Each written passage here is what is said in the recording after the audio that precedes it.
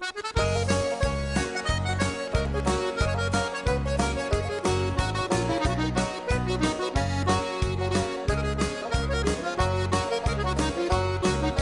I got my luggage in the boot, soon I'll be freewheeling. We conducted a very enjoyable interview on the Ros4Sam podcast a couple of weeks ago with Seanie McDermott, probably one of the greatest servants ever to Roscommon football. Just going to read a little summary here from Dan Dooner around the time that Seanie retired. It's just from the Roscommon People.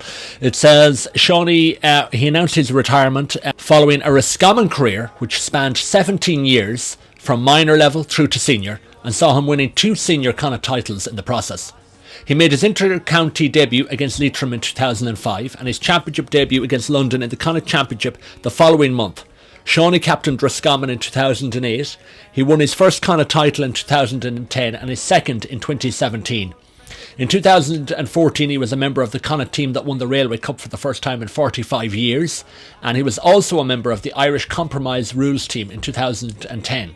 In addition, he has 2 Sigerson Cup winners' medals from 2004 and 2005 when he played with Sligo IT. So just a remarkable career, remarkable consistency, incredibly, hardly ever injured.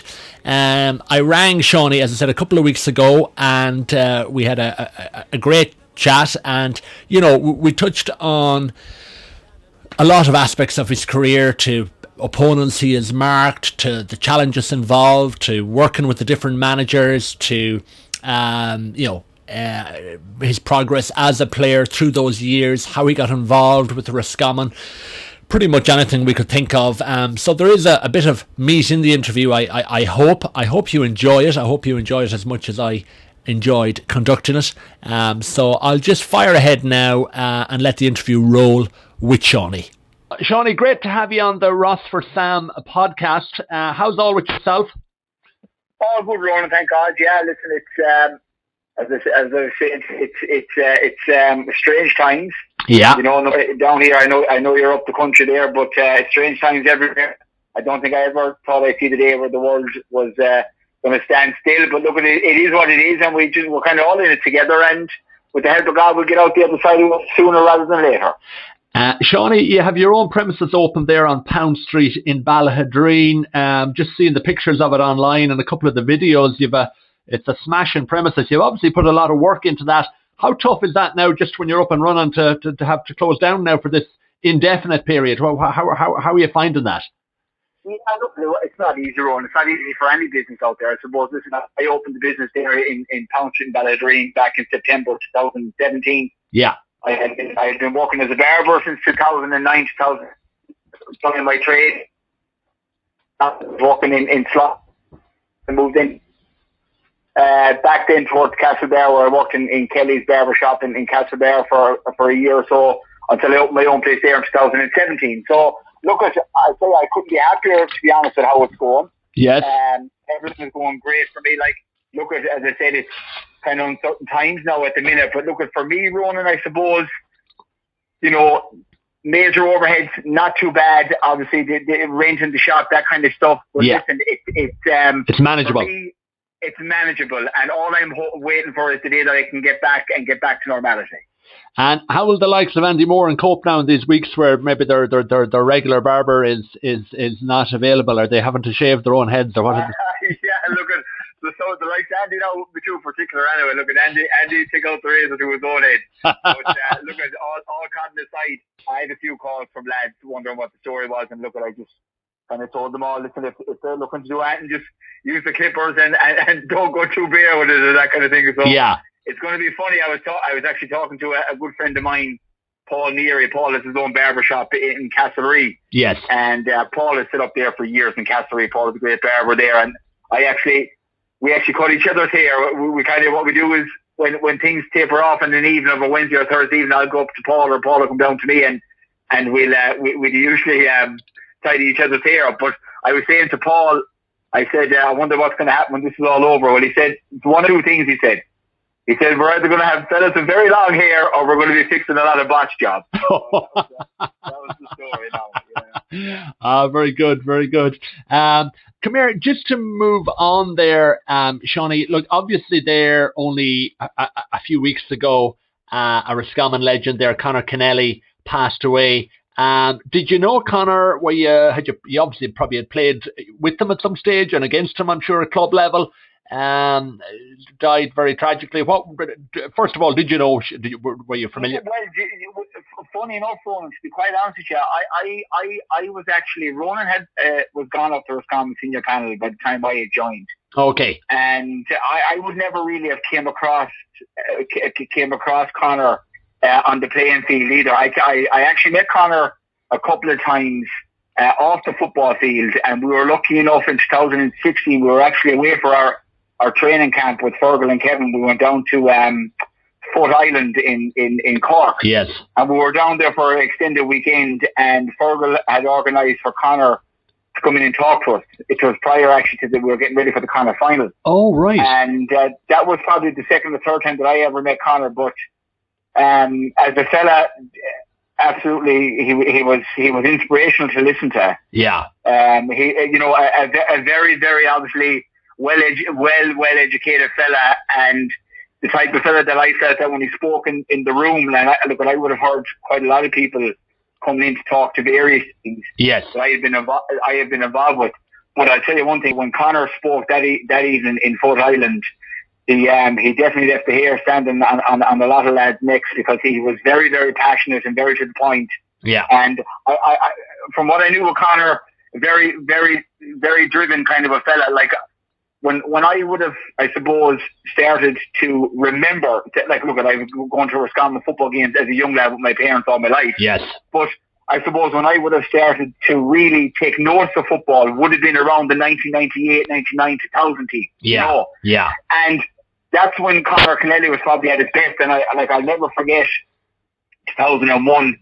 That year, following Roscommon that year, and Conor Kennelly was absolutely fantastic that year. You know, he was something else. And I often heard my dad saying, and my father Paddy he'd be a staunch Roscommon man and a great football man.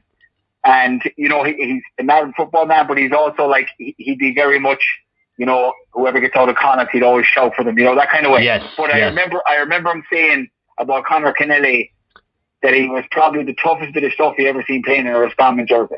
That's what he said about him. He thought he was ferocious. Yeah, you know? I think Frankie Dolan said the same thing, that he was the toughest fella he ever played against, or ever tackled, I suppose, or marked in games or in training or whatever. Yeah. That he was just a real warrior, I think was the word they were using.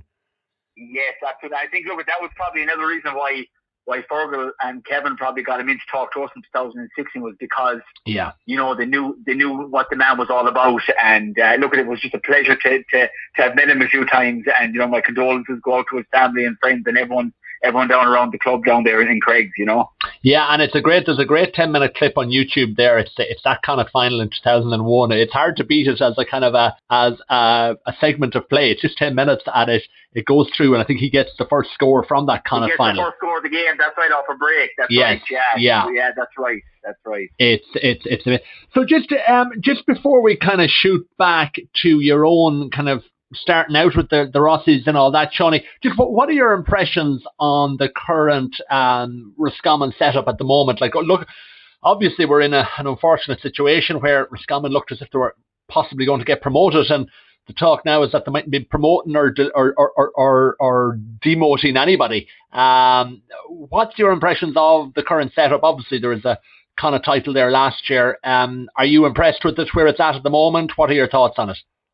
Yeah, I tell you, I'm very impressed. I was very impressed from the get-go. Once I heard that Anthony was taking the helm along with Mark Dowd and Ian Daly, I was very impressed.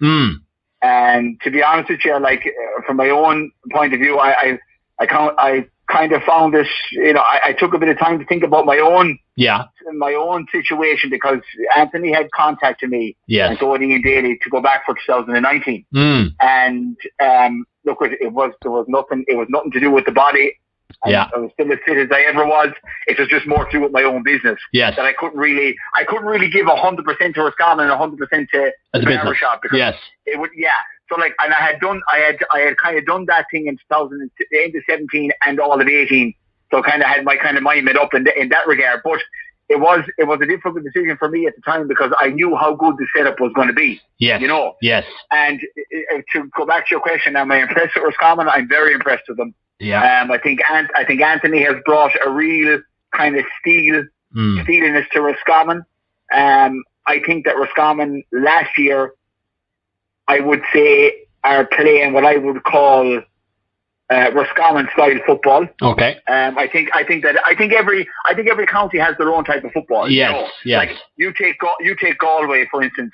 Galway's football under Kevin Walsh, in my eyes, was not Galway football. Yeah. You know? Yeah. And that's why I would always have said I would never fear playing Galway, because with the way they were playing, they were never going to hurt you massively. Yeah. Oh, okay. Yes. Whereas playing a Galway team who play natural Galway football, all out attack. Yeah. You know, they're probably looking to kick 20 plus points in a game. Then you know you're in trouble, because you're going to have to score heavily to stay in contention. You know. And Pádraig Joyce seems to be kind of going back down that route, doesn't he? Going back to that. Yeah. So going back to Roscommon, I think Anthony has really gone back to Roscommon side football, which in my eyes is tough, in your face football.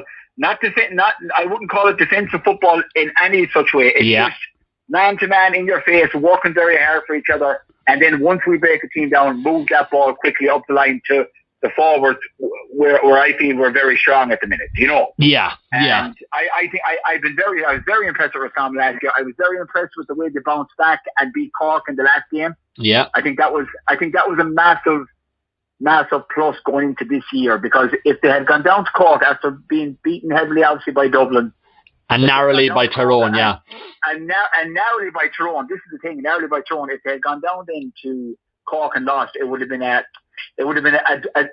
dull end to the year. Yes, know? yeah. So it was very important for the lads and for that group of players in the Landry team that Roscommon won that game, and they did. And going back on the Tyrone game, it was a massive kind of step forward in relation to how they performed against Tyrone in Hyde Park, whereas how we performed against Tyrone in Croke Park the year previous. Okay, yeah, of course. Yeah, I think there was 18 points or something the year previous, possibly. Yeah, absolutely. And a lot of that was probably just down to the fact that Roscommon went back to, being the type of team that are very hard to beat. Okay, yes.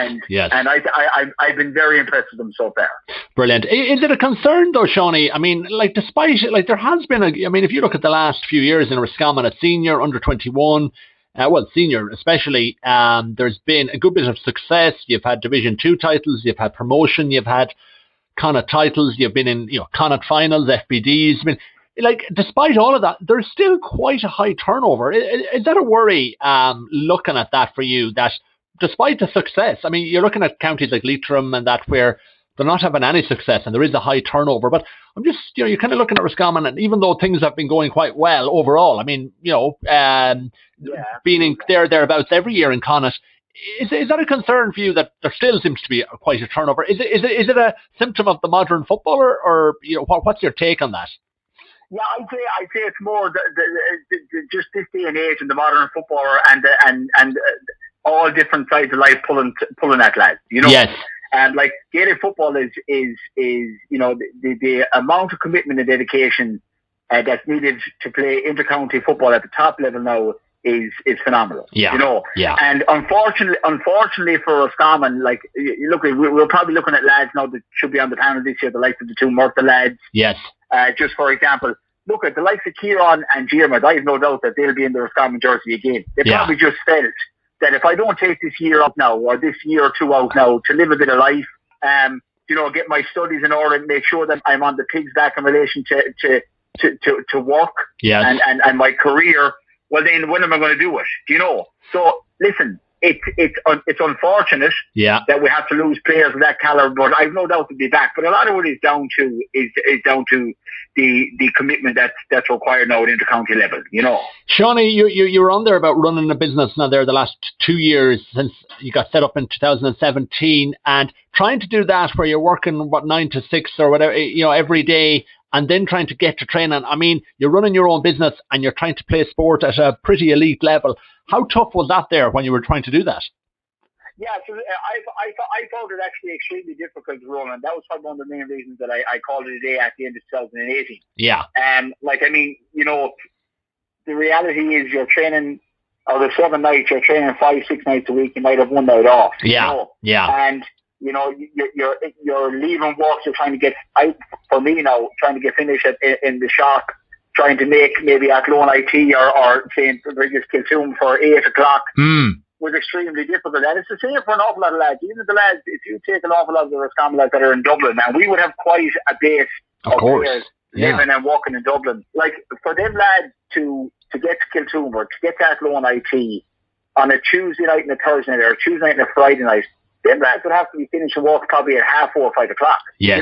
Maybe getting an hour off here, maybe working that extra hour on a Wednesday night when they could do it, maybe going in early in the morning. So the sacrifice is massive. It's something that I think a lot of people outside the wire, don't realise. No, it's tough. Yeah. And that's probably the main factor of the kind of the amount of players that we would have had turned over the last 2 years.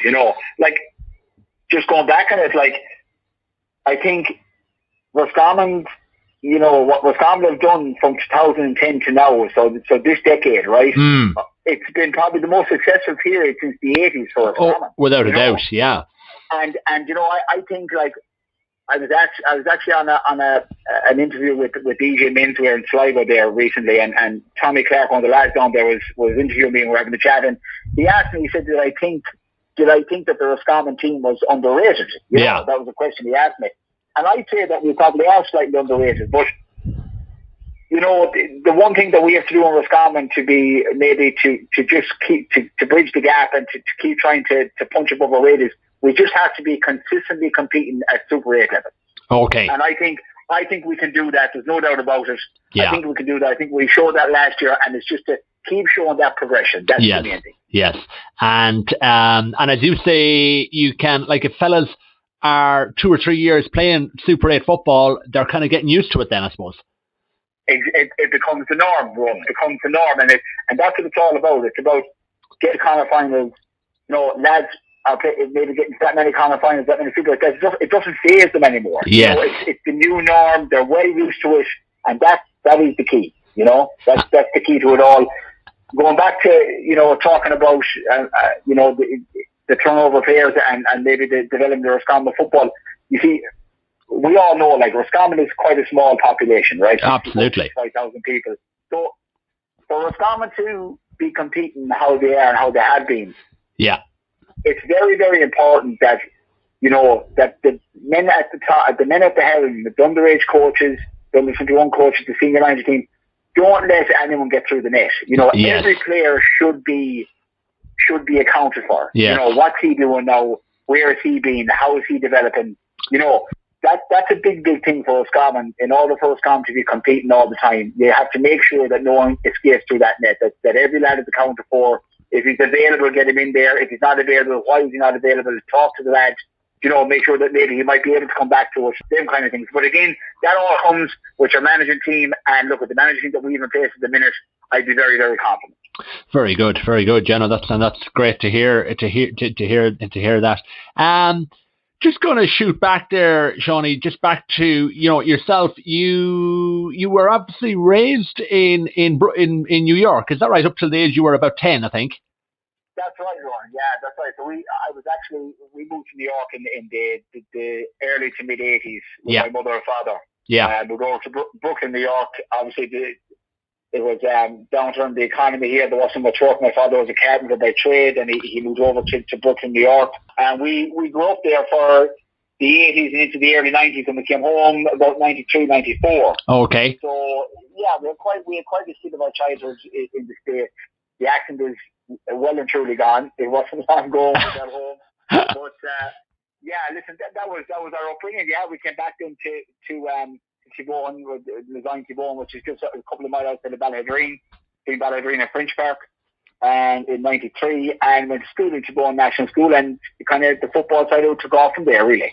Wow. Okay. And you've still, I saw there a couple of articles online where you're still playing the basketball. You're playing for is it Castlereagh Kings? Is that the name? That's right, Ronan. Yeah. Look, I would have been a big basketball fan, obviously, in the States, and then going to school in St. Nathan's College. St. Nathan's College, along with being a big football college, it was also a big basketball college. Of course, so yeah. I would have played a lot of basketball with St. Nathan's up until I finished the Leaving Cert. Went to Sligo IT then to college to study construction technology or construction economics, and kind of the football took over then, and I never really went back at the basketball until the football kind of came to an end, maybe 2017, 18. I just kind of started to dabble a small bit back into basketball, and I joined Castlereagh Kings up here last year. And yeah, it's great. It's an off-season tournament. It runs from October until March, so it doesn't really interfere with the club scene. So it's great. It keeps the match fit over the winter. And it's a sport that actually, I'm sure, prepared you well for Gaelic in many respects in terms of kind of the spatial awareness and the handling and all that. Obviously, you don't have the footwork, but you have so much else in it that is kind of, I suppose, complements skills in Gaelic. It's probably one of the main sports out there that complements Gaelic football. There's an awful lot of the athletes for basketball, health football. You know, a lot of it is, you know, your hand-eye coordination, your footwork, your jumping ability, your kind of fast breaking, you know, you're defending together as a team. So a lot of it definitely complemented the football, and I would have found that, you know, it probably helped me defensively playing football down through the years. Shawnee, you started with the Roscommon Minors, I think I'm right in saying, and I just, from what you've said there, what I've read about what you've said previously, I suppose that was a time when you were starting out at the minor that where, unlike in the last maybe decade or 13 or 14 years at Roscommon, there probably wasn't that much emphasis on minor and that, and I think you were saying you got a couple of hammerings off Galway teams and stuff like that. That's right, yeah. So I made the Roscommon minor team 2002. Yeah. Donny Shine team was actually our manager. Okay. And yeah, look, Donny was a great fella. I remember, look, at the team was, them times, Ronan, it was totally different to now. Like, yeah. If your name was on the hurls on a Tuesday, you went to training on the Wednesday or the Thursday. You know, you got picked up at certain points on the bus. You know, it was, you know, for me, it was kind of like, you know, I really only kicked off with the football maybe at that kind of age, 16, 17, 18, you know. Yes. That I started taking it very serious. And, like, I remember we actually got beaten by Galway in the Connacht Championship in Hyde Park. Galway were just after winning the Hogan Cup. Oh, God, you know, right. They had players on their team like Michael Meehan, Niall Coleman, lads like that, you know, who were all donned the Galway jersey since. So, look, the underage that time was common. I suppose the long and short is the effort wasn't really put into it. I suppose what I'm trying to say is the structure, I suppose. The structure, exactly. The structure, Ronan, underage structure and all that wasn't in place like it was. I think that the first time that we really seen that in the Roscommon minor team was Tony McManus's team in 2004. Yes. That was the first time that we've seen that team coming together. That team had been together at under 16 level. Then they came through to minor together, and you could see them. They got to the kind of final, and they actually played quite well against that Galway team. I think they lost them narrowly in Castlereagh, if I do remember. Yes. But that was the start of that. So I kind of had missed out on that side of it, you know. I know what you mean. And then you were captain then when you got to under 21. That's right. Yeah. Look, I suppose my football really kicked off for me then, Ronan, when I went to Sligo IT to college. Okay. You know, that was kind of where it really kicked off for me. I really saw what was going on in Sligo IT. I was playing football with the likes of Kevin Cassidy, the likes of Christy Toy, Carl Lacey, Paul Durkin, Nicky Joyce, Nicky Joyce, Paul Finley, you know, those lads of that calibre. And that was kind of, for me, that was the real eye-opener for me to say, you know, this is where it's at, you know you're good enough if you want to put in the effort. And were you suddenly seeing that it was a whole different level of preparation and the way they were approaching it? Well, first of all, I kind of looked at myself and said, you know, I'm as good as anyone here, really. Okay. That was the first thing I thought to myself, you know. Mm-hmm. And then I thought, if I put in the efforts and continue to, commit to it, I don't see why, you can't make the Roscommon set up, the Roscommon senior set up. Yes. And that's kind of really where it kicked off, and I captained in the under-21 team in 2004. Right. And it really kicked off from there. 2005 then was my first year in Roscommon. I actually didn't play the league in 2005, but I made my senior championship debut in 2005. And am I right in saying that was against London? Would that be right? It was. I came on at half-time against London. Val Daly was actually taking over the Roscommon team that year. I think Tommy Carr stepped aside. I wasn't really involved in that regime. And I came into the panel under Val Daly. I came on against London at half-time. That was actually quite a close game. London could have won it. Yes. And that was my first year. And then I suppose my first real full year involvement in setup was 2006 under John Mahan. Okay. And just it's a bit unfortunate there. I suppose you had talk of discipline problems and all that in the latter end of Tommy Carr's reign. I suppose I'm sure some of it exaggerated and all that. But the John Mahan came in and he probably, I mean, I've heard the argument made one time that some of the fellas he let go, maybe he should have brought them in and found out for himself whether they were, going to. Absolutely. Look, it's like everything. I suppose at that time, I was a lad of maybe 19, 20, 21 years of age, Yes. And getting called into it, and I didn't know any different. Of course. It's not until you look back and you think, Jesus, Frankie Dolan was only 26, 27 years of age. Yeah.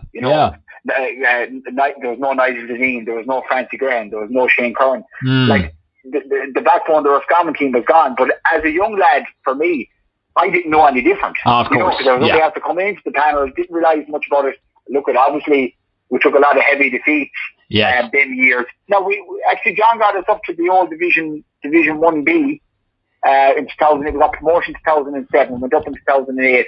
Yeah. And that was the year then that John parted way with us in 2008 after the league. But, looking back on it now, there was a big gap. A lot of the kind of the older, more seasoned campaigners were gone from the Roscommon team when they probably should have still been around. No doubt about it. And another problem there maybe was that in 2008 you had John trying to get in some of the minor All-Ireland winners onto the panel who maybe weren't possibly quite ready for that level yet. I suppose that it probably took another 2 years, as I suppose that's when the Connacht arrived about 2 years later, but before a lot of those younger fellas were ready really for that. That's it, Ronan. Again, Ronan, me and you are here, we're talking now, we're going back to this thing of player turnover. Yes. That's what we're going back to. Yes. And that's what Roscommon can't afford to do, and it showed them years that you couldn't afford to do it, Yes. And eventually then, and just can I ask you there, with your own experience of working with John Mahan, how did you find John? Did you find him a tough taskmaster? I must say, Ronan, like, I would have been the type of player anyway that, it didn't really matter to me, like, who was over the team as such. Like, I was very much driven anyway in relation to what I was doing, Yes.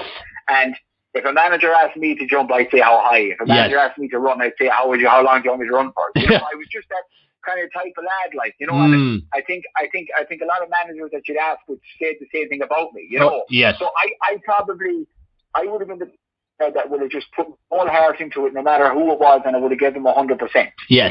Yes. And probably wouldn't look back on things until after they were done and dusted. Of course. But if I'm going back to John Mahan, I have to say, like, look, I thought I had high respect for John Mahan. Yeah. I thought John was brilliant. He had Jerry Fitzmaurice and Eamon McMahon in with him, and they were brilliant fellas. Again, look, at the problem there, looking back in hindsight, was probably just that we were quite a young team. Yeah. Could have done with a couple of the more seasoned lads, and again, hindsight is a great thing, but when you're a young fella and you're stuck in the middle of it running, you're not even thinking about things like that. Not at all. And eventually, then in 2009, you had obviously maybe a couple of players holding the fort, Mike Ryan and I think maybe Paul Earley, after John Mahan left, and then Fergal O'Donnell came, and I think things really started to take shape. Then obviously the younger players maybe a bit older as well, and you started to go from strength to strength from there, I suppose. Yeah, absolutely. Look, it's not a coincidence things started to go well there. Like, you had Fergal coming into set up in 2009. who was over the minor team in 06, who was won the All-Ireland. Right? Yes. So Fergal obviously knew them lads inside out. Then he was trying to, get to know the rest of us, kind of older lads, Yeah. And I would say in my time playing at Roscommon, that's when I felt Roscommon football was really going someplace. Yes. Up until that point, not that you would have thought after that, you were going out to play your game and you were going out to play and battle away, and I had full belief that we could win every game. Yes. But it wasn't probably till 2010 I could really see, the sun beginning to shine a bit, Yes. And I really thought to myself, we have something here, And, it was probably a lot of it was down to Fergal's attention to detail was something unbelievable, Right. He came in there, and all right, fair enough, we stayed up Division 3 in 2009, and we actually got relegated to Division 4 in 2010, which was a funny one, but if you look back on an awful lot of them games in the league that year, we lost an awful lot of them games very narrowly, Yes. And one thing that stood out to me in 2000, I never forget it, 2010 in the league, we were actually playing Sligo in the last game in Markovich Park. Yeah. And we lost that game 20 points to 30. Right, okay. And I remember coming back into the dressing room after the game was over, and we knew our fate at that stage. We were obviously have to be relegated. And Fergal came into the dressing room. We had trained seriously hard all year, But Fergal came into the dressing room, he said, I remember him saying, well, thank God that's over, lads. And, more or less, listen, it's done and dusted. It is what it is. Now we're looking down to the championship. Yes.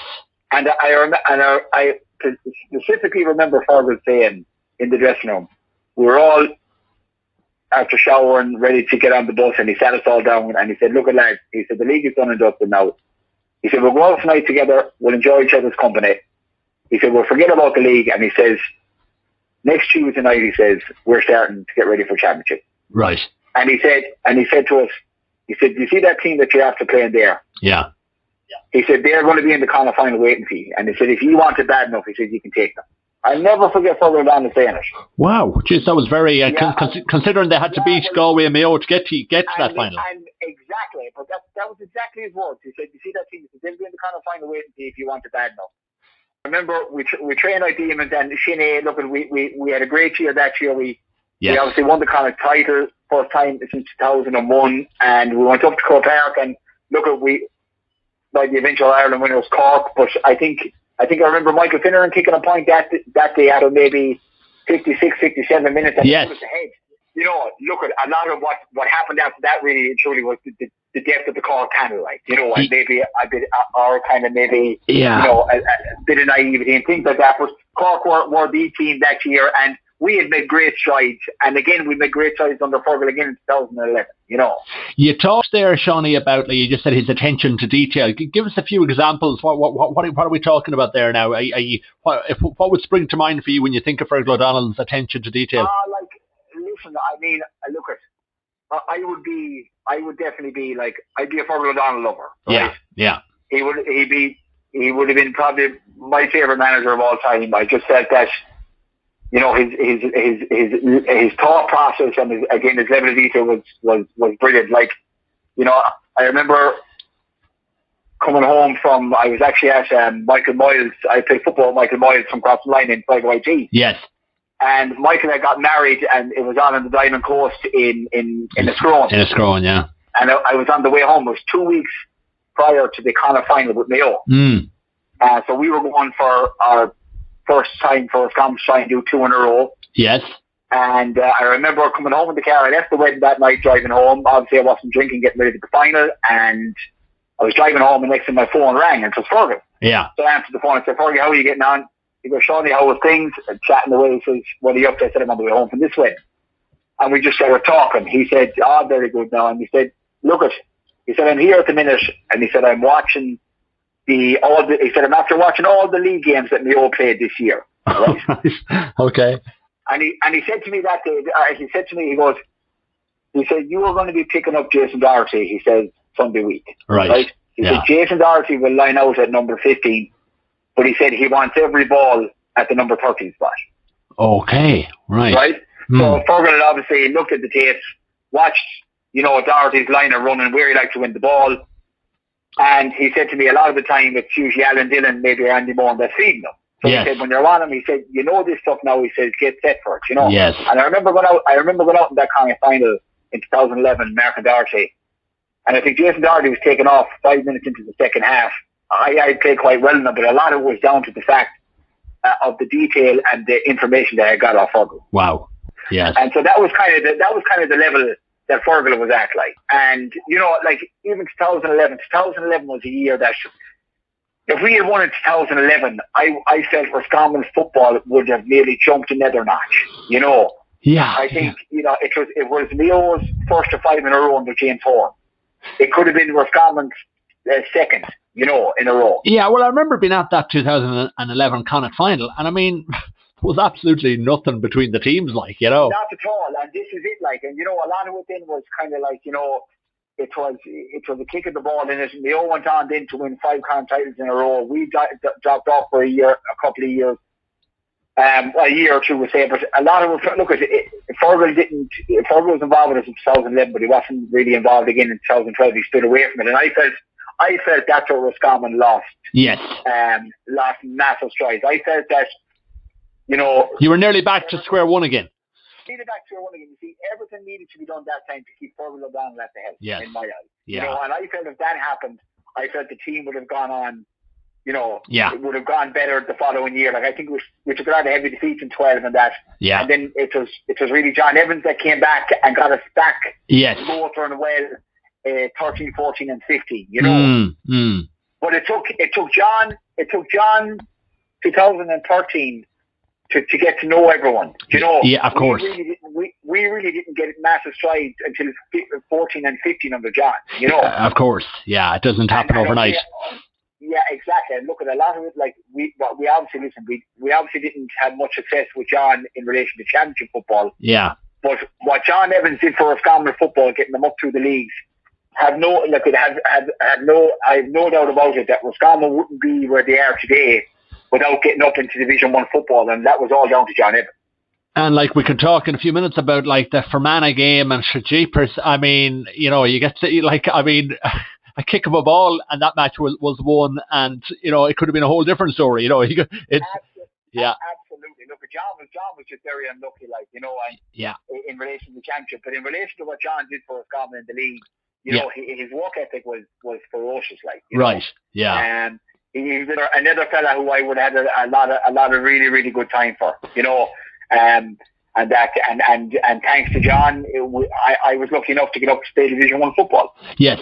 Yes, and just looking there at that Connacht final in 2010, I think I'm right in saying you were marking David Kelly that day. He was, have I that right, Johnny? Yeah, that's right. Yeah, I was indeed, Ronan. Yeah, and he was a danger man. He was kind of one of the fellas, and you kept him scoreless. And I think you got man of the match. Am I right in saying, or you were? I'm not sure. I think Donny might have got it. Yes. Donny kicked 10 frees that day. He was well entitled to it. But yeah, I did. I did. I had Mark David in the league that night in Markovich Park when they gave us the hammer, and I think David had kicked 3 or 4 points off me fairly early on, and then I think Fergie put Stephen Ormsby over on him, and I think he scored a couple of more on Stephen, and then I think it was poor old Damo that had to deal with him towards the end, and look, there wasn't too many of us had a good night on him that night. Yes. That kind of got us prepared for what was coming down the road with Sligo, and I kind of knew early on that I was going to be marking David Kelly, and I studied him, and I kind of, I looked back on games that he had played and knew what I had to do. But listen, in relation to playing in the full back line and things like that, Ronan, like, okay, I had a good kind of final that day, but a lot of that was down to the fact that the likes of Sean Purcell didn't let Mark Briney get his head up to pass the ball into him. I'm not taking away, of course, I had a fairly good game and all that, but a lot, like, if Sean Purcell didn't go out to do his role that day and keep Mark Briney quiet, and if Mark Briney was able to get on the ball willy-nilly and put the ball in whenever he wanted to, well, then I can tell you one thing, that game would have been a totally different outcome. Because, like, the bottom line is, Shawnee, that, like, if a forward is getting the right ball in, and he's a good forward, like, it's very, very hard for a defender to... Of course it is. Yeah. Of course it is, Ronan. Like, I mean, it's like Anthony. If you're in the full back line, you want to make sure that the lads out the field are putting as much pressure on that ball coming in as possible, because there's only so many times you can be in front, you know. Yes. Like, for a cornerback, you have to win every ball. The forward only has to win one ball. Yes. And I actually never forget the kind of final that day. And as good a game as I had, I remember that ball that Alan Costa put in over my head to David Kelly, and only for Jeffrey Cassidy came out to cover the angle, and he pulled off an unbelievable save in the last couple of minutes of the game. Yes. You know, David Kelly, after maybe having a quiet game, could have been the hero. Yeah, you know? and as you say, all it takes is just one instant, yeah. That one instant. So, like, that's how fine the line football is. You know, yes. I met David several times since. I met him at Craig's wedding. Himself and Carl are great mates in college together.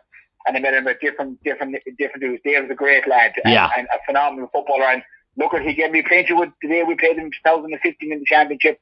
And I remember sitting down, and I had the same conversation with David as I had with you on the phone here now.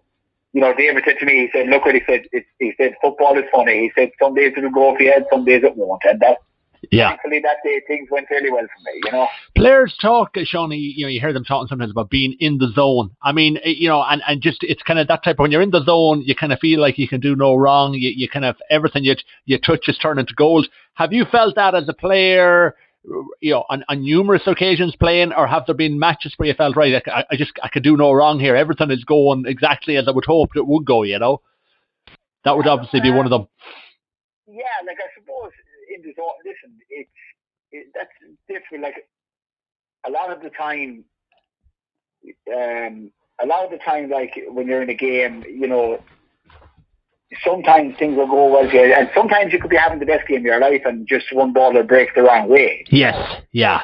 A lot of it I found, and this was kind of my biggest thing in football was, you know, you're only one cog in the wheel. And, you know, there's no point, and I remember it was actually in 2000, that same year in 2010, Fogel got a girl involved with us, a sports psychologist called Niamh Fitzpatrick. Okay. And Niamh Fitzpatrick was a phenomenal sports psychologist. She was involved with the Irish Olympic team. Since being involved with Roscommon in 2010, she was actually involved with Mayo under Stephen Rothschild, and she was involved with Kilkenny hurling team. Okay. So she Niamh was brilliant to work with. And I remember her sitting down with me in a room one evening, and what she said to me was, she goes, Sean, she goes, this is going to make such a difference to your game. She goes, all I want you to do when you go out in the football field is worry about Sean McDermott. Yes. She said, you can't predict the weather. So she goes, whether you don't know whether it's going to be raining or the sun is going to be beaming. Yeah. You know, you can't predict what the referee is going to do. You can't predict what your fullback beside you is going to do. He could drop a ball. You know, you cannot. All you can control is what you do. You can't control the uncontrollable. You know. Yeah. So I kind of always went out with the mindset was, worry about your job, do your job well, and let everyone else get on with their job. And, you know, I think for me, that was being in the zone. Yeah, okay. Yes, I get you. Yeah. And Johnny, just looking at big days like with Roscommon, you know, a Connacht final to be at that 2016 or 2017 or 2010, you know, a full house at a ground, going out onto a pitch like that, if it's a good day, I mean, it's obviously an unbelievable buzz as a player.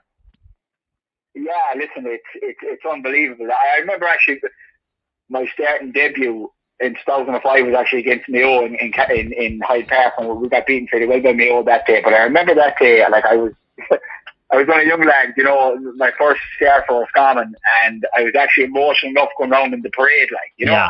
Yeah. And but it's amazing. It's just as time goes on, you learn to deal with things differently, you know. Yes. And yeah, listen, of course, the occasion and all that, but when you're a player and the lads will say the same thing, you don't really get caught up in the occasion. You're really focused on what you got to do, and everything else is a blur, really, you know. Yes.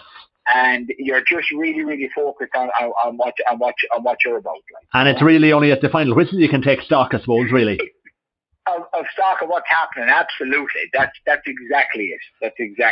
And you got called into the international rules panel then in 2010. What was that like, Shawnee? Now, again, you know, being in with players like, you know, Graham Canty, Sean Kavanagh, Marty Clark, all those. Was that something you really enjoyed? Oh, I did. Yeah, that was great. It was something, you know, it was a great honour for me to be called up. Yeah. I got the call initially from Sean O'Dwyer. He was looking after the Connacht lads, and Sean O called me up, and I went up for trials, and the trials went on for weeks. I think there was 8 or 9 weeks of trials. You would have got up on a Friday evening. You would have had a trial game on the Friday night. You would get up Saturday morning. You were put up in the hotel in Croke Park Hotel. Get up Saturday morning. You done a full training session for 2 hours, and you went back down the road on Saturday evening, and you got a phone call to say whether you were invited back the following week. So it went on, and I was lucky enough to make the 23-man panel. It was great. It was a great honour. I would have found the game itself not strange. It was just a different kind of yes. A different kind of a game. It was very stop-start. You know, you were kind of on the field for 10 minutes. You know, massive burst of energy. Then you come off and someone else to go on. You know, that was kind of the way it was done, Ronan. Yes. But look, it was a great honour. It was something else really to put yourself up against professional athletes. Yes. That year, we got beaten by the Australians that year. They were very, very strong that year. They actually brought their all-star team, and they were phenomenal. They were a phenomenal team that year. I'm not sure what was in the end. It was close enough, but they did win it. They won both games narrowly. Yes. Yeah. And Shawnee, was that like, just to see them up close? I mean, they're all obviously full-time professional athletes. Are they fairly intimidating when you're lining out against them? Harry, yeah. Look at it. Again, it's like Anthony, you don't pass any heat, you just get stuck into it. You know? Yeah. But listen, the atmosphere was brilliant. It was just a great occasion for me, a great occasion for the family, and you know, it was just a nice kind of a cherry on top after the year that we had with Roscommon that year. You know. Yeah. Just looking at that Connacht final in well, I don't think it was a Connacht final. Was it a semi-final when you played Mayo in 2014? That's right. That was under John Evans. Yeah. I'm just looking at that team there. So you have Darren O'Malley in goal, Shawnee, yourself at cornerback, Niall Carty, Neil Collins on the full back line, Ian Kilbride, Niall Daly, Kieran Cafferty, Cathal Shine, Kevin Higgins midfield. Then we have David O'Gara, Donny Shine, Ronan Stack, Kieran Murtagh, Cathal Craig, Senan Kilbride making up. I mean, that's a serious team there if you're looking at that. What was I going to say? It was one when Kieran Cafferty got his goal that day. It looked like it might just be Roscommon's day, but again, we were just coming out the wrong side narrowly there. That's right. Look at that again. That was just another one of them games that I think, you know, you would have felt sorry for John Evans. You know, yes, it was a game like that. You have to remember that was the Mayo team that was after challenge All Ireland title 2 years previous. Of course, yeah. And then, you know, you're looking at Roscommon putting it up to Mayo. Like I think, like, you know, I don't know if Roscommon really got the credit it deserved in years. I think, you know, we were in a province where Mayo were very, very strong. We were always, you know, thereabouts with them. But that's the one thing I would say about Roscommon. When things are right in relation to at the helm and preparation is right, Roscommon will always be thereabouts. Yes. Yeah. And that's the big thing. It's when things aren't really right, and you know that, you know, maybe preparation wasn't right. You know, as a player, when you're going into a game, whether you're ready or not. And I remember going to that game in 14 thinking, we have a serious chance of winning this game. Right. You know? Yeah. And any time, like, I played against Mayo several times, was unlucky enough, like, never to come out the right side of them in championship football. Lost them heavily on a couple of occasions, and then obviously, you know, would have ran them very, very close on a couple of occasions. But the times that we ran them close, I knew that we would have been, you know, thereabouts because we had the preparation done. Yes. Yes. Whereas the times that we would have taken the heavy defeat, you kind of can sense as a player whether you have that work done or whether you're, you know, you're going to be thereabouts, you know. I know. And looking then at as you say, 2015, there was a very narrow loss to Fermanagh. But I'm just looking here at a statistic. It said that you played in all 4 divisions, which is, I suppose, something not many players can say they've done. The only 2 teams you haven't played against are Derry and Waterford. Would that be right? That's right. Yeah, that's right, Rowan. Yeah. To have done all the rest of them, I suppose, including London and New York, probably in the championship. Yeah, listen, it's something that I can look back on now and say, you know, it's something that I've done it. You know, even playing in Division 4, it's like, Anthony, when you're playing down there in Division 4, you don't think anything about it at the time, Ronnie. You just kind of get on with it. Yeah. But it's kind of, you see the difference then in standards once you're moving up the ranks, you know. Yes. But it would have been it was really John Evans' work with us that really, showed us where we had to be at to be able to be playing in Division 2, Division 1 football. And the work that we had done then years, it was massive. Even though the championship, I know people might look back at John Evans' era and might say, geez, we didn't do that awful well in the championship. But I'm going to tell you one thing, the work that John Evans did for Roscommon football is standing Roscommon in great stead right now. Yeah, and what would you say his greatest strengths were as kind of manager? And obviously he did a lot of coaching too, from what I gather. What were his biggest strengths, John Evans? I think, John, probably his biggest strength was the way that he's able to deal with lads. He's a very good man manager, and I think he was always very good at, he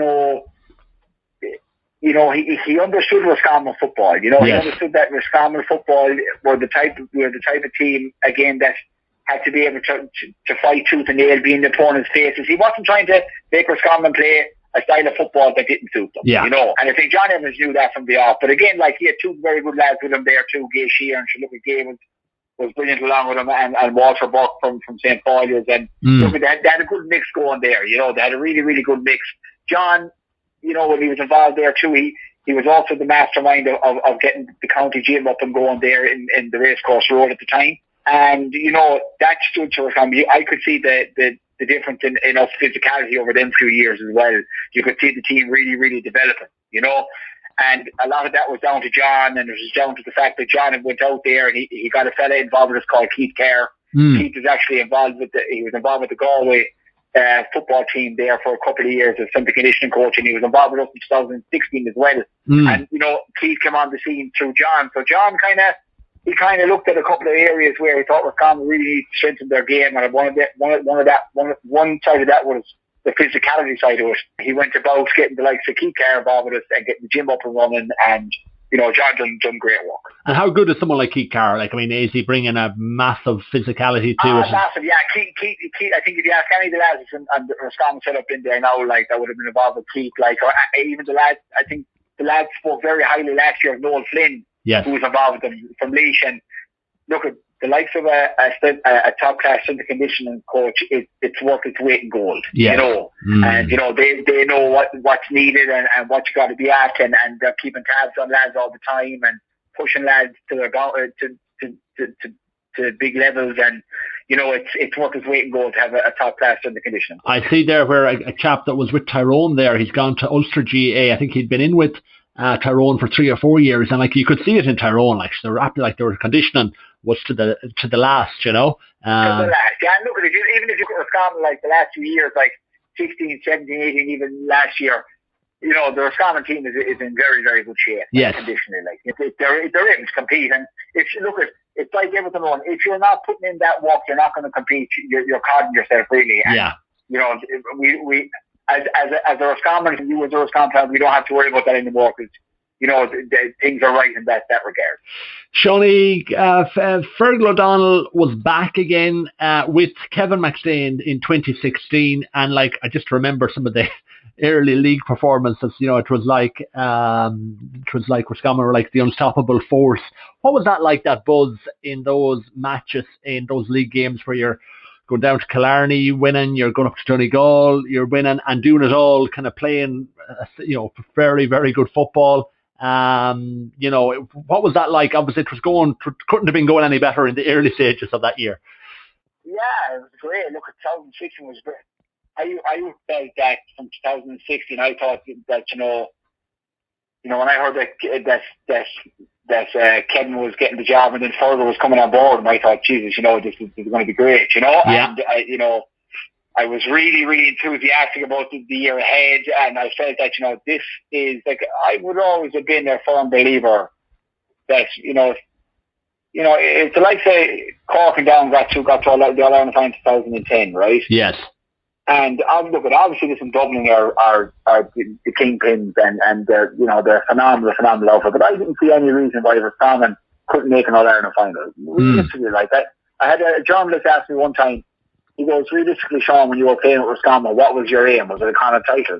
And I said, of course it was, but I said I didn't see any reason in certain years why we couldn't have got to the last day in September, And I would have felt like in 16, that we had an excellent panel, a great managing team, a great setup. And look, the league was great. We had a great run, the league. Yes. That was the last year of the semi-finals, I think, in the National League. And we got beaten heavily by Kerry. Look, that was neither here nor there to me. Like, we stayed in Division 1, we led the National League semi-final, which was absolutely phenomenal. I thought to myself, listen, it's not to be all in there. We didn't win the National League. What about we're going to be in good stead now for the Championship? Which, it was just a bit unlucky to win the Championship. We went over, narrowly beat New York. Listen, that we wouldn't be the first team to ever go over to New York or to London and come out, with a couple of scratches. The Mayo team in 2011, when they won their first Connacht title on the James Owen, they barely bet London against London. I think it was actually Roscommon man John Carley missed the free to win the game. Is that right? Yeah. So London. So the likes of that game in New York, again, that didn't worry me either. We went in and we beat Leitrim and beat Sligo, and we got to a kind of final. And it was just a pity that we didn't win that kind of final in Salt Hill the first day. I felt we had the chance to win it. Yeah, but there was a kind of a theory doing the rounds that time that, and I'm sure you've heard every theory going that that Roscommon had gone too hard at it in the league, there was such a colossal effort put into making sure we stayed in Division 1 that maybe there was a bit of burnout come the Championship. Is that a load of nonsense, or is there some? Yeah, I don't know. I would think it's a load of nonsense, to be honest. I think that you got to put in a certain amount of work to do well in the league, and then obviously after the league is over, there comes in my eyes, there comes like a downtime period before you hit that hard again before you go into Championship. Yeah. So I don't buy that. And I think the players wouldn't have bought that either. We felt physically in great shape in 2016 the whole year. So I don't think that was really the issue at all. I think it was just unfortunate the way that 2016 ended, really. Being beaten heavily by Galway in the replay and then losing to Clare was really tough to take. But listen, that's just how it happened, and that's how things went down. And just look, before we go on there, you just looking at yourself, Seanie. I mean, there's players coming, going. We've talked about this, the turnover there for year after year after year, from the time you came on in 2005 all the way, I think, up to 2017. You were on that team starting all the time. Was it a thing that you was it your work rate? Was it your ability and your work rate? Do you put that kind of consistency? I mean, I see players there in the forward line. There's very good players. They weren't starting all the time. They were in, they were out.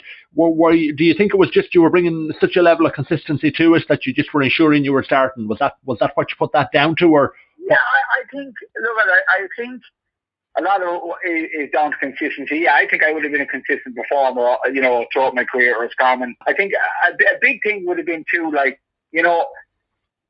was involved with, I think, let me see, it could be maybe five different managers at Roscommon, Yes. And the thing about it is, you have to remember, when a new manager comes through the door, Ronan, you have got to prove yourself, yes. So, the likes of that kind of thing too probably kept me very, very sharp, Okay. It wasn't getting stale, yeah. Exactly. You weren't getting complacent. I would have always felt myself anyway. I would have been my own biggest critic, Yeah. And I would have always felt myself that I had to be better and I had to, yes. prove myself wrong more than anyone, And I trained very, very hard. I probably, I say I was one of the best trainers up there when I was there. I think, a lot of the lads would probably say the same thing. But it was just that was just me. I loved training. I was very bubbly when I was at training. Yeah. I didn't find training a chore. Okay. I loved training as much as I loved playing football matches. Wow. Yeah. And I just had a massive drive to succeed, I suppose, and be the best I could be. Brilliant. And that work rate, it stood you in good stead, as you say. You were starting then pretty much all the time, which was obviously fantastic for you as a player. Just moving on there, then unfortunately, then we had that situation where Kevin and Fergal seemed to part ways, and it was just Kevin in charge in 2017. But it still turned out to be a fantastic year, despite obviously the turmoil in the early months, maybe where the league was not going too well.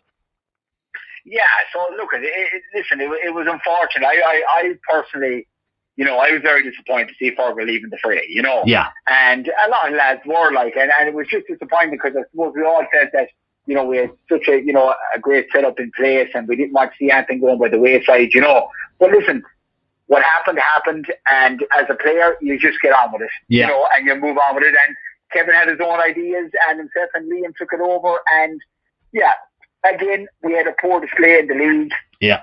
We probably, in 17, I would say we probably didn't train as hard for the league. Okay. Yeah. I think that we definitely didn't, but I remember specifically once the league was over, we had a couple of weeks off and we got back into it, and I remember the run into the Leitrim game that year, and we trained like animals for about 7 or 8 weeks. Go away, yeah. And we did, and we really, really hit, because like Kevin and Liam, they really kind of decided to we're going for the Connacht Championship, Yeah.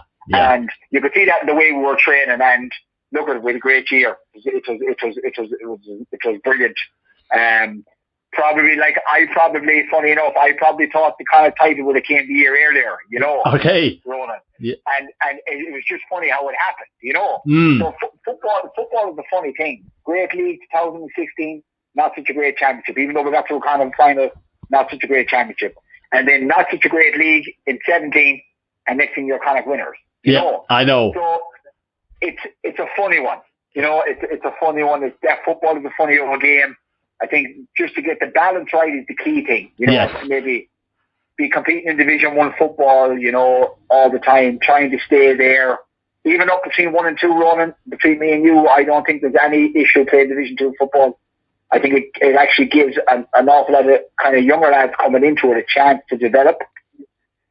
Once we're staying in the top end of it and going up and down, I don't see any issue with Roscommon yo-yo between 1 and 2. I think it's fine, Yeah, because you're thereabouts, as you, yeah. You're thereabouts, and you know that you're going to be thereabouts for the championship, yeah. Sorry, so 2017, you went to Croke Park. It was Mayo, and a brilliant performance the first day against Mayo.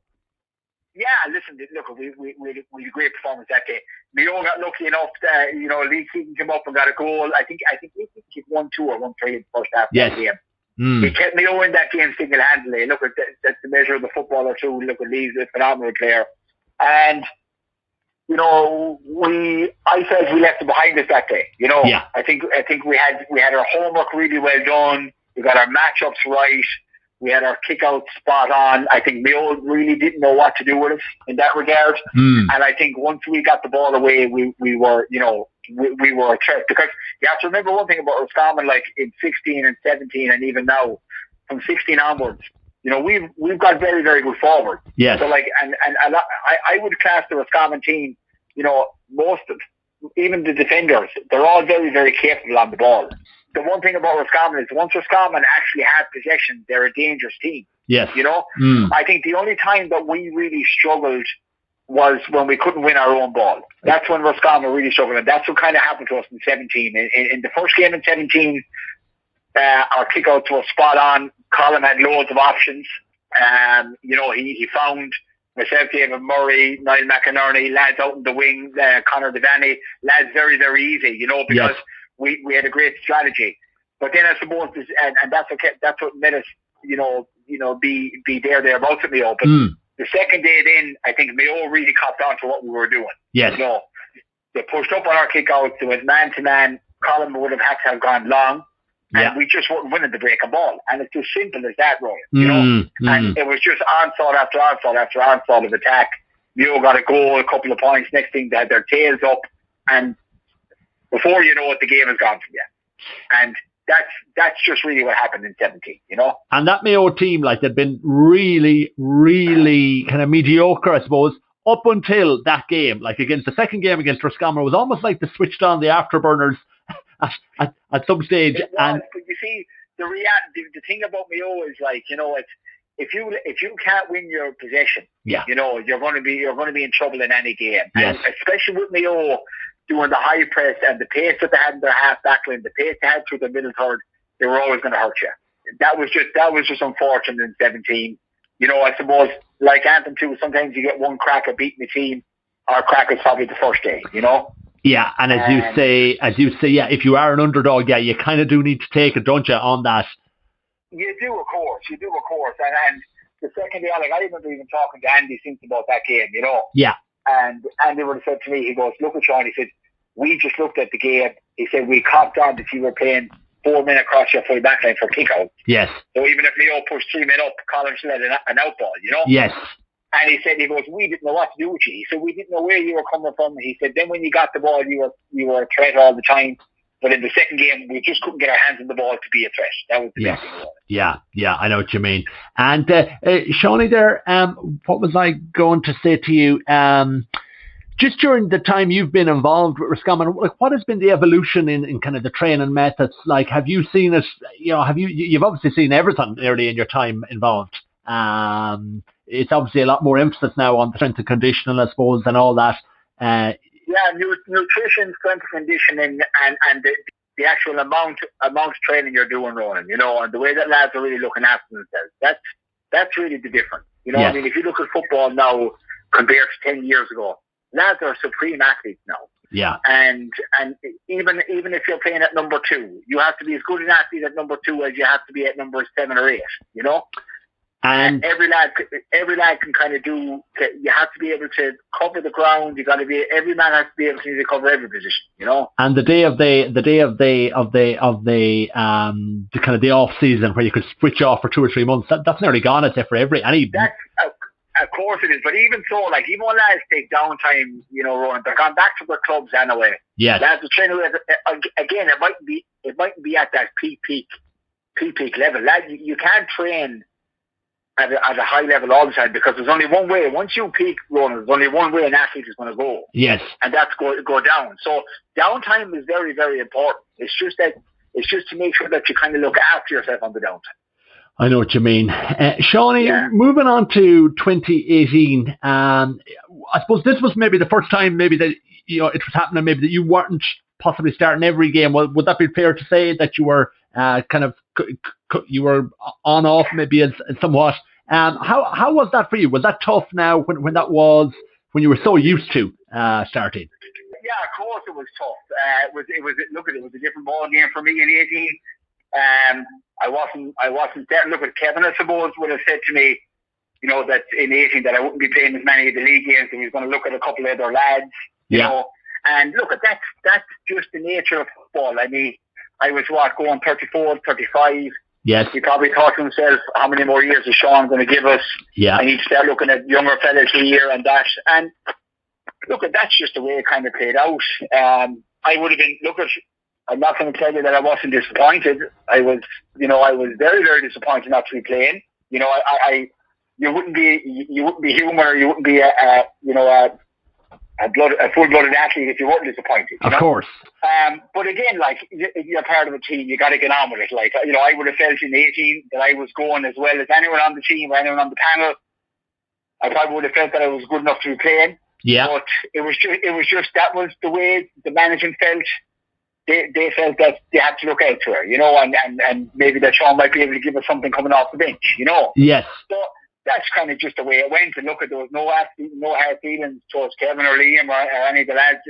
That was just their thought process. And again, as a player, you put that to the back of your mind. It makes you train even harder. Yeah. You know, because like I would have felt that I would have never taken my foot off the gas, and you're just there hoping and pushing the lads on beside you and making sure that they're not taking their foot off the wheel, and you're just there really, and you're hoping just to get in there and do what you can do when you're out there. And Shawnee, I think it's fair to say that you've been fairly lucky with injuries throughout your career. You haven't been out for any maybe extended period. Would that be fair to say? Yeah, of course. Oh no, I'd never had any really, really bad injury. I think I hurt my ankle back in 2000, and I think I fractured my ankle back in 2007. It was kind of off season anyway, kind of October time, so I didn't really miss much football through it. Yeah. So, touch wood, I never really had many injuries, and that's probably another big reason why I had such a run with Roscommon, you know. Yes, and just another couple of questions, Shawnee, we're done then. Just in your time playing, who have been, like, you've obviously marked players from every county, every division. Who have been the ones that have stood out for you? Players you've marked that you're kind of going, mother of God. Listen, look at funny enough, Ronan, like when you were playing, I had this chat to with a lad one day. We're on about playing inter-county football and playing in Division 4. No matter what county you go to, Ronan, there's always a good corner forward. Yes. Like, whether you're down playing Wicklow, they had Leighton Glynn. Yeah, great player, yeah. Leighton Glynn was as good a corner forward as Bernard Brogan or as anyone on his day. Yes. Yes. And like, you forget about players like that. I marked Niall McNamee and said, look, Niall McNamee from Offaly was probably one of the finest footballers I ever marked. Seriously, yeah. 6'1", could kick off left or off right.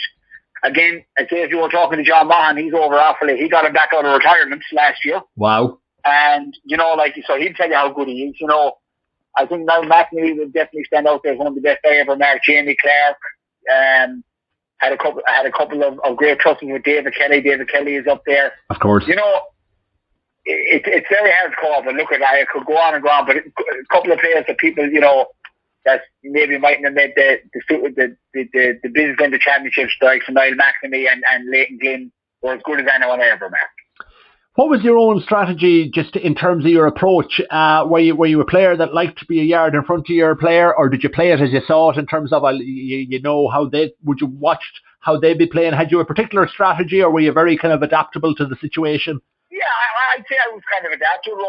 I would have definitely played maybe side by side slightly in front. Yeah, that was kind of the way I would have always played the game. Try and get out in front, deny the ball first. Then if the ball is kicked in, get out, get your hand to it, knock it away. Try to be on the front foot. I would have felt in my own career, like I probably, coming up underage football, all that, I was probably naturally a half back, Yes. And I would have played the half back, and with Sligo IT, I played as a half back at under 21 level. It wasn't really 2006, 2007 that I started playing in the full back line.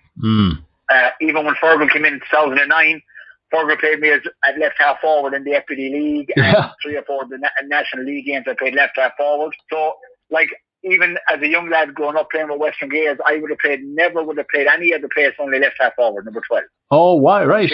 Okay.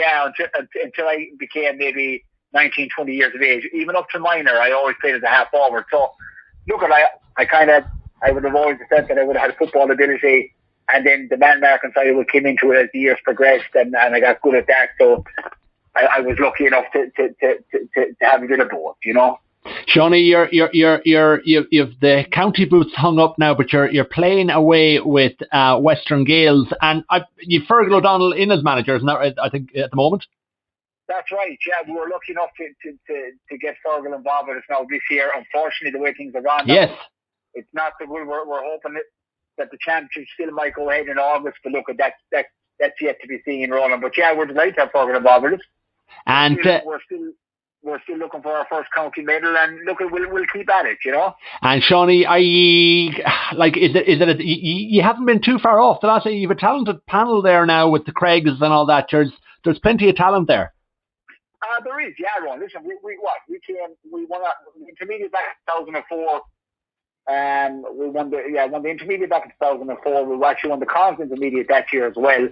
And we actually got beaten in the All-Ireland semi-final by Cardiff Rangers from Cork that year. And we were senior since 2004. Yes. We got to our first final in 2009 against Castlereagh, who beat us.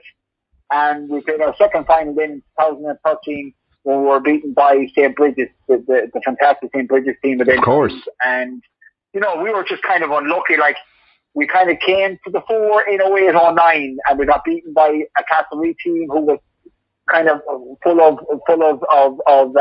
wisdom and the likes of Nigel Deneen and Jerry Heenan and lads like that. Yeah. They just probably had the know-how. And then when we were back ready to contest again in 2013, we just were so strong, Yes. So, look, we're knocking on the door thereabouts. We've been close the last couple of years again, making quarterfinals and that kind of thing. But the main thing is trying to get back there to semi-finals and finals, and God knows, maybe it might happen for us someday, but if we don't keep trying, it won't happen. So we won't hang up the boots maybe until the day comes. So, yeah. Is it nice for you, Seanie, there at the moment, maybe not to have the all-out pressure of playing county, where with club, I imagine it's still obviously a huge commitment, but for someone like you who has been almost at a more professional level for years, is it nice to have that bit more of me time and as family time and all that now that you're look, of course it is, Ronan. Yeah, it's great. Like, I mean, I didn't know myself last year, Yeah. I didn't think I couldn't believe it. I actually said to my wife, Stacey, that I can't believe the much time I have, like, to myself in the evenings. And that even though, like, you're still training with the club, you're just not really killing yourself with the travel, Ronan. Yeah. And, small things like being able to finish work and get home and have a cup of tea before you go down to French Park for training.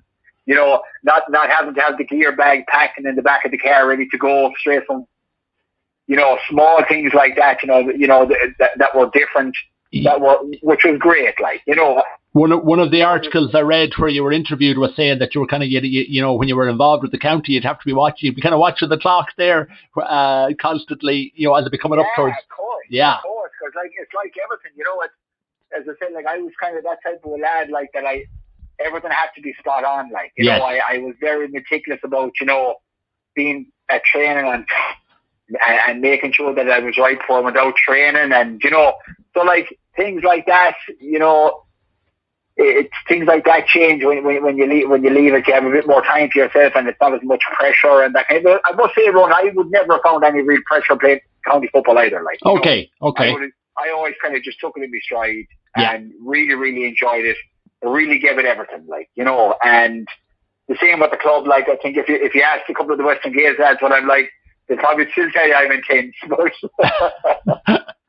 that's just the nature of the beast that I'm playing football, And Seanie, you've obviously like a colossal amount of experience built up over the years. Would you like to put that to use in management yourself down the road, or is that an ambition, or is it something you're not even thinking about? Yeah, no, look, it is. Like, management, I don't know, Ron, to be honest with you. I haven't really thought about management. Coaching, yes. Yeah. I'm definitely going to get involved. My first protocol is to get involved with my own club. That's where I feel I should start. I have my level 1 done, my level 1 coaching badge done there with the GA, and I'm hopefully going to get involved with maybe an underage team at the club now, maybe next year. I decided to take a year or two out to myself first, So I said, hopefully now we'll get back involved with Western Gaels first in the coaching role there with the underage groups and take from there. Coaching is something that I feel I would like to do. Management, I'm not too sure down the line, we'll see, but the coaching side of it, I'd only love to be able to pass on, the experiences and the bit of knowledge that I've got down through the years onto fellow Western Gaels players, and hopefully some of them might don the Roscommon jersey in the future. Seanie, your business is in Ballahadreen. It's a town, I suppose, with whenever Mayo and Roscommon, the rivalry is kind of brought up, it always has that element of intrigue, and I suppose it's something though. Is it something that there in the town that adds to the crack, and that, or can it ever get a bit too heated, or what's your experience of it? Yeah, to be honest, Ron, I often talk to Andy about this. I would never have seen it being heated, like. Yeah. Like, I mean, it's just good banter, like, and that kind of thing. Like, that's something I must say. Like, even when we played Mayo down the years, I would never have thought too much about it, Yeah. Or even around the town. Like, obviously, listen, you have your diehards on both sides. The real football people, Yes. They don't let things like that get in the way anyway. Like, it's never really an issue. Great crack, great banter, no doubt about it. You'll have the odd couple of hot hits on both sides, I must say. But look, no, it's not something that's really. I must say it brings out the best in people. I know in the shop there, even with Roscommon playing Mayo last year in the championship, my shop was buzzing like it. Could be serious banter, yeah. It was. It really was, like, Yeah. Absolutely, like, and have the Sligo and the Roscommon and Mayo jerseys up on the wall, because they're kind of the three counties that come in around Ballahadreen there. You have Gurcheen, you have the obviously Ballahadreen, and then you have like the Aerogue and Western Gaels side coming in as well, like, so it it brings a great mix and a great bit of crack around the place. Surely the thought has crossed your mind at some stage, though, that if Andy Moran had been in a Roscommon jersey, he'd have been some addition, wouldn't he? Of course he would. Oh, well. No, he just tells me that I should have been playing for Ballahadreen, but I tell him he's sadly wrong, you know. But yeah, look, it wouldn't have been great. But listen, that's just the nature of it. Like, of course. You win some and you lose some. But I tell you, going back to our own county in Roscommon, we have some terrific players. Yeah. I think we have some of the most exciting forwards in the game out there. I think there's a lot of counties out there would love to have the calibre of forwards that we have in our county at the minute. Yes. I think if Mayo had one or two of them, they would have won All Ireland. It's just, you know, it's great to see Anthony and Ian Daly and Mark involved with them now. You know, if they can really get that work ethic like they had last year and keep that going, because, you know, that's the key to winning any game. Your 15 players have to really, your number 15 has to be as good a tackler as your number 2. Yeah. You know, when he doesn't have the ball. And when Roscommon are at that level of intensity and that level of workmanship for each other, then the sky is the limit for Roscommon. Brilliant. And Seanie, just to finish up, I see there where recently Seamus Duke was making out his greatest ever Roscommon team since 1975. You made it there with Dermot Earley and Harry Keegan and all them. Had you heard of that? Had you read about it? Yeah, look, I had it said to me by a few people. Listen, it's lovely. It's lovely to hear things like that. You know, and a great art to be being put on a sheet of paper with players like Dermot Earley and Danny Murray and Mickey Frayne and people like that, you know. But listen, look, there's Roscommon has had some absolutely unbelievable footballers down through the years, and look at everyone's opinion is different, and it's lovely though to be talked within me. There's no doubt about it. Seanie, thanks very much. Fantastic interview there with you, and I really enjoyed chatting to you, just as you're a fountain of knowledge and all those. And as you know, it's amazing, as you said, you've played under so many different managers with Roscommon. It's interesting to hear about the different setups and about the. Yeah, look at it is, and you know, it's amazing. Like every manager brings his own different trait and his own different trend to things, Ronan. Yeah, no, well, wonderful chatting to you anyway, Seanie. And look, I'm sure listeners will enjoy hearing about your experiences in the Primrose and Blue, you know. So, very much appreciated, Seanie, and we'll keep you in the loop, and we'll let you know when the podcast hits the air. Do indeed, Ronan. Do indeed. Let me know how things are going. I'm at home among the Rossies.